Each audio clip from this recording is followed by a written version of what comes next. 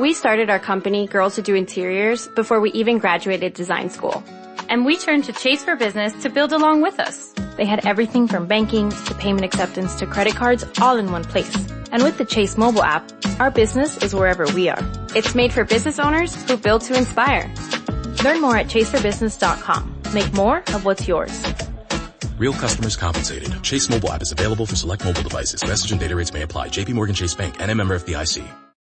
For Mervis Diamond Importers, I'm Ronnie Mervis. Nothing will flatter her more than Mervis Diamond ear studs. She'll wear them every day. It's the one essential she'll never take off. Mervis Diamond ear studs are classic. They're the ideal accessory. Our studs are brighter and flash more. That's my guarantee. It's the world-famous Mervis quality which creates that blaze of light. Mervis diamonds are so brilliant, it's rude not to stare.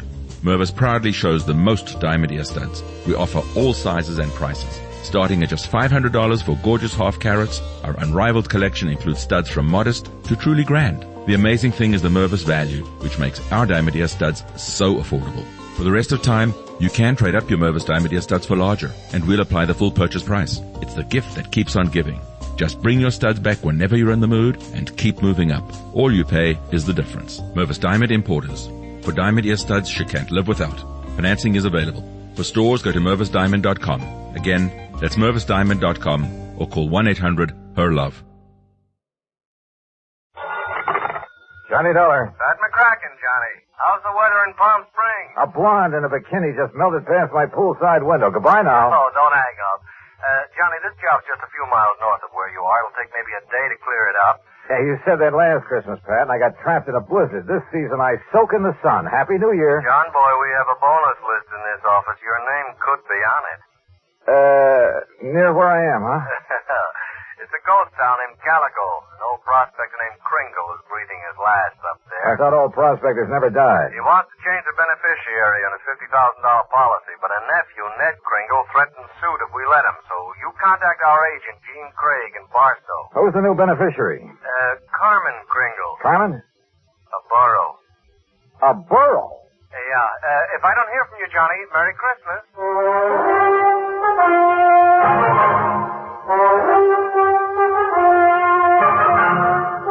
Bob Bailey in the exciting adventures of the man with the action-packed expense account. America's fabulous freelance insurance investigator. Yours truly, Johnny Dollar. And now, Act One of yours truly, Johnny Dollar.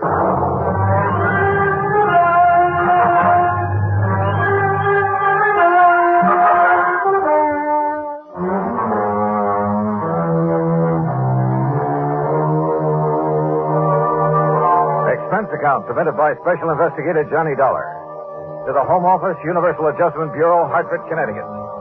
Following is an account of expenses incurred during my investigation of the Carmen Kringle matter. Expense account item 1, $1.40. Telegram to Gene Craig in Barstow telling him where and when to meet me. Item 2, $50 even to Al Sterner for his charter plane to the ghost town of Calico. The guidebook says there's something about desert country that's good for the soul. And in spite of the air bumps, I got a panoramic view of the Great Mojave that took my breath away. The sun's setting rays hit the weird mineral straters of the Calico Range and turned them into a patchwork of beauty. Night comes quickly in this country, and I turned to Al when a Christmas tree cluster of blinking lights appeared under our wings. By way of answer, he put the plane into a glide and set us down on the smooth surface of a dry lake bed.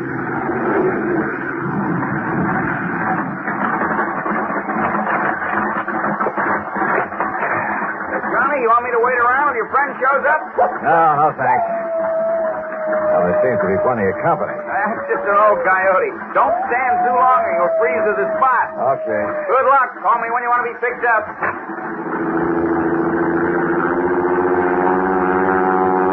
I watched Al's plane until it was swallowed by the darkness. Then suddenly I got that feeling in the hair on the back of my neck that I wasn't alone. The moon was up enough to make out shadows, and silhouetted in a circle around me was a strange collection of figures. One of the pack moved toward me, and for a crazy second I thought I bumped into Santa Claus's reindeer. Then a car without lights came rushing at me. The headlights slammed on, and I got a glimpse of a donkey herd scattering into the night. All right, mister. Walk toward me. Slow. With your hands high. I've learned never to argue with a Winchester 94, so I followed orders. I spotted the weaving headlamps of another car approaching and prayed it was the agent, Gene Craig. Close enough, Sonny. I can pop the rattlers off a sidewind at 60 yards. So don't you make no sudden move. He was maybe 60 with gray sideburns and a frosty goatee. A marshal's badge was pinned to his leather jacket. All right, now, mister. Marshal, that's all right. That's Mr. Dollar. Huh? I was supposed to meet him earlier. I'm awfully sorry, Mr. Dollar. I'm Jean Craig. Huh? I couldn't get here until I drove Doc Spangler up to Chris. He's had another setback, Marshal. Yeah, some darn fool let down a rail on his corral, and Chris Kringle's whole herd got loose. He don't give a chuck for most of them, though, except Carmen. Now he's fretting because she's running wild. Almost had him tracked down when this here fella showed up. If you vouch for him, huh, Gene? You are Johnny Dollar, aren't you? Well, a frozen facsimile. Come on, I'll drive you into Calico. You tell Chris that I'll have his Carmen back in the corral before the moon's full. And, Gene, Yeah, Marshal. tell the old sourdough to stay alive, will you? We need him around here. Sorry about mistaking you, Mr. Dollar.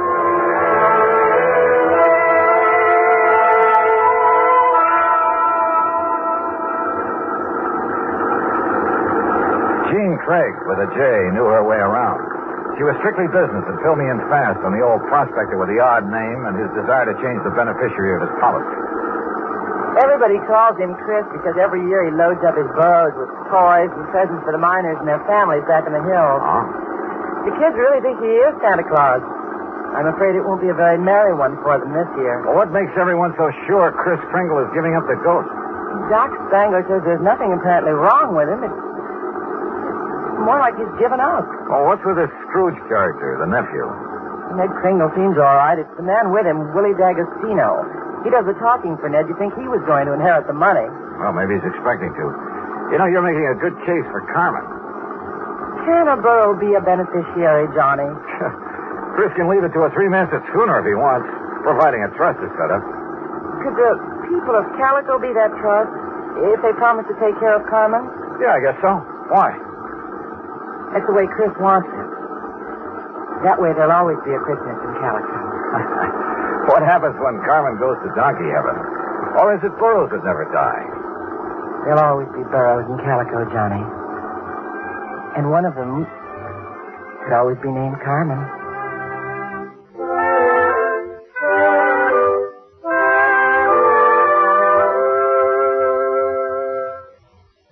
Act two of yours truly, Johnny Dollar, in a moment. Act two of yours truly, Johnny Dollar, and the Carmen Kringle matter.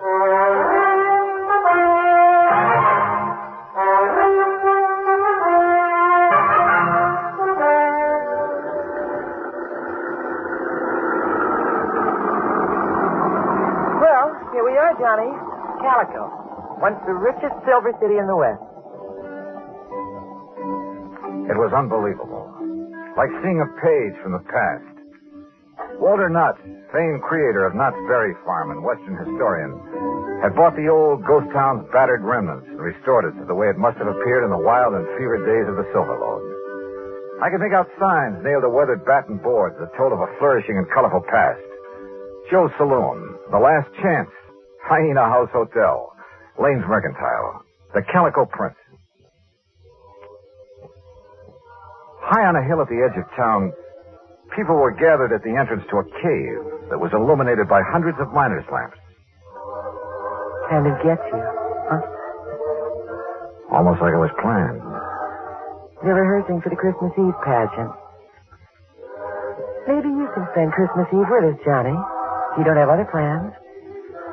I have a day with a steam-heated swimming pool. What? Come on. Let's meet the old man. Expense account item 3, $100 for a quart of perfume or a mink scarf, anything to wipe the hurt look off of Jean Craig's face. She led me up the steps to the rickety porch of Chris Kringle's wooden shack. A tall figure carrying a black bag stepped toward us out of the shadows. Gee, I'm glad to see you. Will you drive me back to town? Why, certainly, Doc. Oh, this is Mr. Dollar. Hi, son. Hi. Chris, is he still all right? I couldn't say. Been sitting out here waiting for you. You haven't seen the patient? The medical man owes a duty and all that, but I'm too old to talk back to a gun. They wouldn't let you in? Tired of it. Well, I'm not a medical man. Oh, please be careful, Johnny. I told you, Starbone, stay away and leave the old man. Well, if it ain't little Jeannie, the policy fixer. And who are you, mister? Willie D'Agostino. This is Johnny Dollar. He's from the insurance company to see about changing the policy. Who is it, Wooly? Who are you talking Relax, will you, and let him give us some tourist directions back to Barstow. There'll be no policy changing at this late date, mister. Ned Kringle is very bereaved at the imminence of his uncle's demise. Just family admitted at this sad hour, so mosey along, folks. I'll leave the young man to his grief. Your foot is in the door, mister. I don't like your foot. And I don't like you. His hand moved to his shoulder holster, but Jean was standing right beside me. It was Doc who suddenly shouldered past D'Agostino and fled up the stairs that gave him my chance. I kicked the door wide. Threw him off balance. I shoved Jeannie aside, and that was a mistake. Because a million Christmas tree lights blazed up in my skull.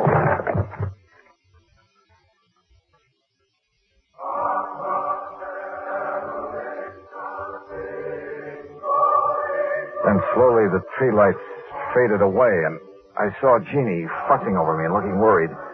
A young, nice-looking fellow was seated next to a marble-top table. D'Agostino leaned against the stone fireplace and dangled his gun, smiling like he had a stacked deck. He's all right, Doc? A nasty cut, but no fracture. I know how to pull my punches, Doc. The old man. How is he? No better, no worse. Just lying up there staring at the ceiling. I want to see Chris. I have a right to, Ned. I'm an old friend. Wooly, wouldn't it be okay if Jean just went up? No, let him die in peace. He's past caring who sees him. Wooly, these people have a right. I said no. I'll get a hero boy in his feet and shove off. Go on. Come on, Johnny. Help me, Doc. How's it going to feel, Ned? Sharing blood money with a hoodlum. Your uncle paid for that policy with a pick and a shovel. It took a lot of years, a lot of sweat. And he's had your name on that policy ever since you were born. Old man Kringle never saw pay dirt in his life. Ned here give him money to live on, paid the premiums on his policy. Chris was always tapping the kid, claiming he had a new find. He was going to mine $1 million. Boy, shut up. The old man's dying. Tell him, Ned. Tell him how the old phony was always taking the bows, making like Santa Claus with the money you give him. Willie, haven't you got a... Tell him to hold on to the money! I know he's been waiting a long time for this. Me. Willie D'Agostino, that's who. Is that true, Ned? Yeah. I thought my uncle would make a strike someday. I honestly thought he'd strike it rich. I know he tried. He did strike it rich, Ned. When he dies, every man, woman, and child in this town will mourn him. He'll live in their hearts. What will people remember about you, Mr. D'Agostino? All right, get out and stay up before Really? This rifle will make a hole in your belly big enough to pass a borax beam through. So you just drop that gun. Well, I don't know what the shouting's about, but you're guilty of carrying sidearms. You're threatening violence, Mr. D'Agostino. And ain't nobody does that in Calico, as long as I'm the marshal. Now, you better get. Ed Nolan, I love you. Don't let Gladys hear that. Well, I'll see how Chris is. Doc, tell the old buzzard that I got his Carmen back in the corral. Jingle bells and all. Yeah, nice work, Ed. Now, what's holding you, mister? Okay. All right, let's go, Ned. Let the squares have a round, huh? I'm going to stay here, Willie. I want to be here when Chris... Hey, that's a good idea. That way, no fooling around with the will, huh? Smart kid, that Ned. See you at the funeral, huh?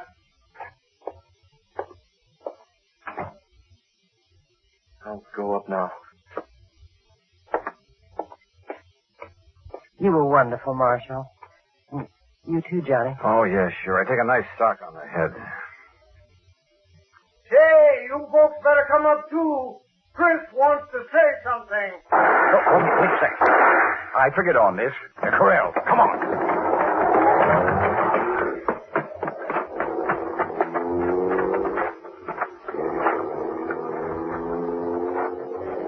D'Agostino must have had another gun in his car. One of the bullets had found the mark he intended.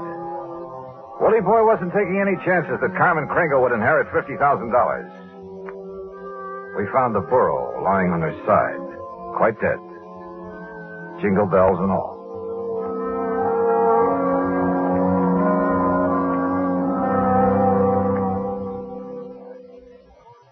Act 3 of yours truly, Johnny Dollar, in a moment. Oh, Act 3 of yours truly, Johnny Dollar, and the Carmen Kringle matter.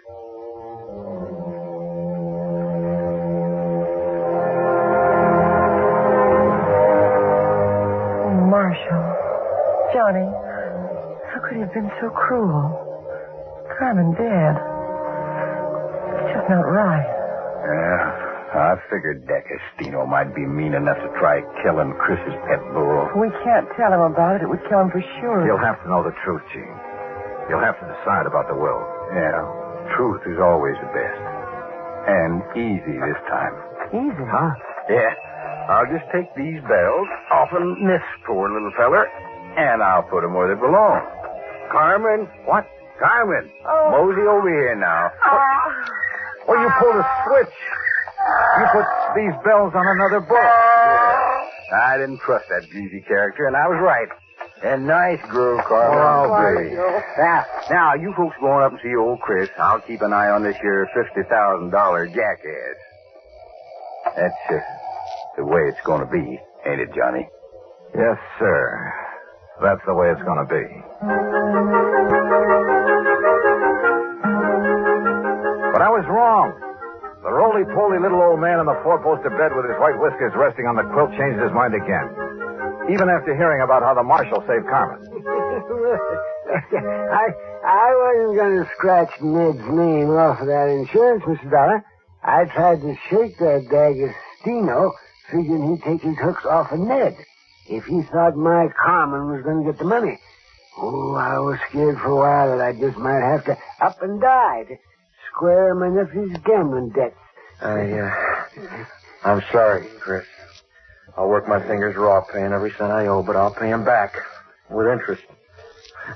I want you around. Okay, Mr. Dollar. Yeah, Chris. Lift the lid on that footlocker and fetch me one of them bags in there. They're pretty heavy, but you look strong. Oh, they're sure heavy enough. You got them stuffed with silver? It's better than silver. Open it up there.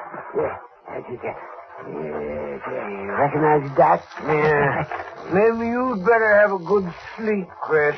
This here's plain old gravel. Oh, plain gravel. It's uranium, Doc. Huh? The last batch assayed at $900 a ton. And I got a mountain of it staked out. In both our names, Ned. You don't care. Why, Chris. Mr. Dollar, if you and Jeannie check with the Barstow Bank, you'll find that they'll extend credit on the strength of that assay. You reckon you can spend 2 days buying enough presents so as we won't disappoint the folks hereabouts?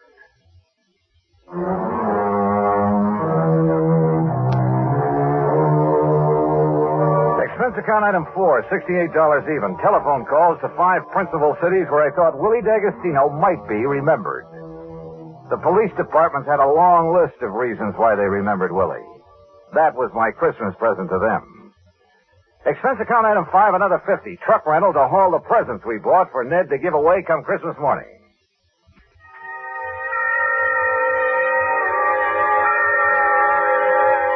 And then it was Christmas Eve. We sat on the Kringle's porch and watched the procession up to the Maggie mine. The flickering lights from the miners' lamps reflecting on the faces of the happy children. Old Chris was bundled up in blankets, his little eyes twinkling, chuckling to himself like he knew all the answers to the universe. Jean was there, too. Kind of nice. Isn't it, Johnny? Kind of nice. Marshal Ed Noller was one of the wise men in the procession. I recognized the sideburns. And Doc Spangler couldn't hide his height. Oh, he wore an awful beard. Ned Kringle led the burro that carried the Blessed Mother. Yeah, you guessed it. The burro was Carmen Kringle. Expense account total, including return to Palm Springs and incidentals, $229.75. But forget it, Pat. This is the best holiday I ever had. and I was only cold at the start. From all of us to all of you, may this be your very merriest Christmas ever. Yours truly, Johnny Dollar.